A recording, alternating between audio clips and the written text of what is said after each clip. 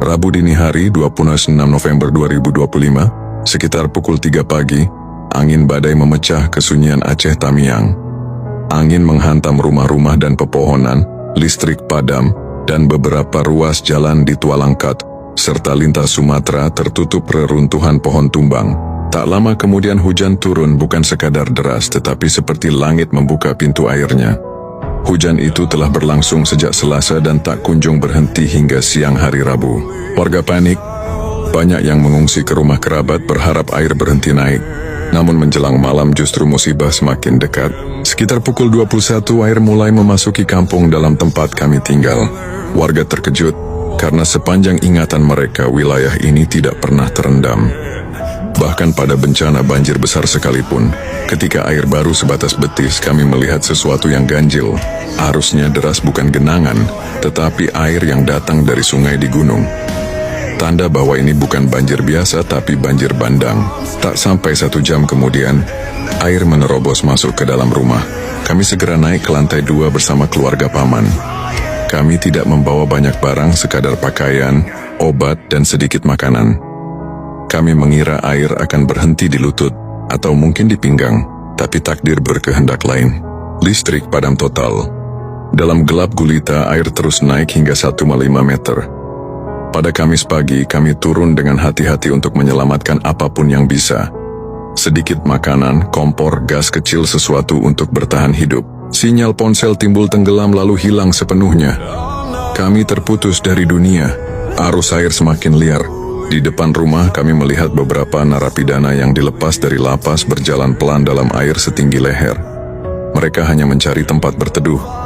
Banyak rumah menolak karena stigma, padahal mereka juga manusia, hamba Allah yang sedang diuji.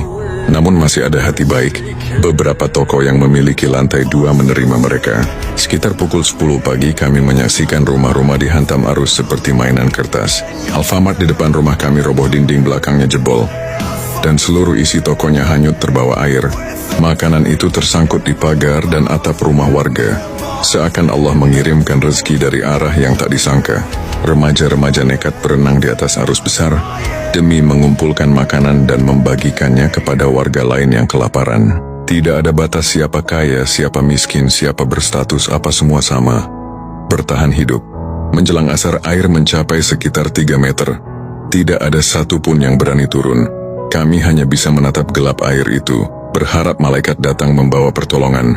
Kami coba menghubungi SAR dan BPBD, tetapi jawaban yang kami terima hanya evakuasi mandiri, bertahan di lantai 2. Tidak ada perahu, tidak ada helikopter, tidak ada sirene penyelamatan. Hanya suara arus yang semakin menakutkan seperti gelombang badai lautan. Lalu tragedi terjadi. Seorang anak kecil dan 1 orang dewasa hanyut. Teriakan tolong, tolong menggema di antara hujan dan air. Kami hanya bisa menangis. Tak ada yang bisa berenang, tak ada yang bisa mengejar. Saat itu atau mungkin sejak awal hanya Allah tempat kami berharap. Air hampir mencapai lantai 2, hanya tersisa beberapa anak tangga. Dalam ketakutan dan gelap, saya mengumandangkan azan sekeras yang saya mampu, berharap suara itu menembus badai, menembus hati manusia, dan mengetuk pintu langit. Kami berdoa, menangis, memohon ampun. Ya Allah, kami banyak berdosa, tapi di antara kami ada anak kecil yang belum pernah menantangmu. Selamatkan kami karena mereka. Saya teringat ini malam Jumat malam dikabulkannya doa. Saya sholat 2 rakaat mungkin dengan pikiran, jika ini sujud terakhirku, biarlah aku kembali kepadamu dalam keadaan berserah. Di atap rumah manusia-manusia kecil dan besar berteriak meminta pertolongan. Tidak ada yang tidur malam itu. Kami semua berjaga di antara takut, harap, dan doa. Ketika fajar menyentuh langit, kami menyadari sesuatu, air berhenti naik. Kami menangis bukan karena selamat, tetapi karena Allah masih memberi kesempatan hidup. Namun ujian belum selesai. Air masih 5 meter tinggi. Makanan habis, air minum tidak ada. Bayi menangis bukan karena takut, tapi karena haus. Sebagian warga merebus air banjir agar bisa diminum. Kami menampung air hujan di atas terpal lalu memasaknya agar aman. Di tengah semua itu datang kejutan. Para narapidana yang sebelumnya ditolak justru menjadi pahlawan. Mereka berenang dan mengumpulkan makanan, lalu membagikannya kepada warga. Di saat dunia menilai mereka hina, Allah menunjukkan siapa yang memiliki kemuliaan hati.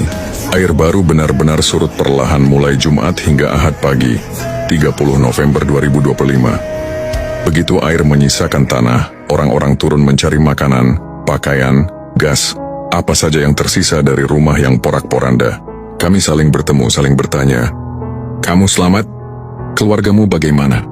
Banyak dari kami menangis bukan karena kehilangan rumah atau harta, tetapi karena masih diberikan nyawa untuk bersujud kepada Allah. Dari Minggu hingga Rabu kami bertahan, membersihkan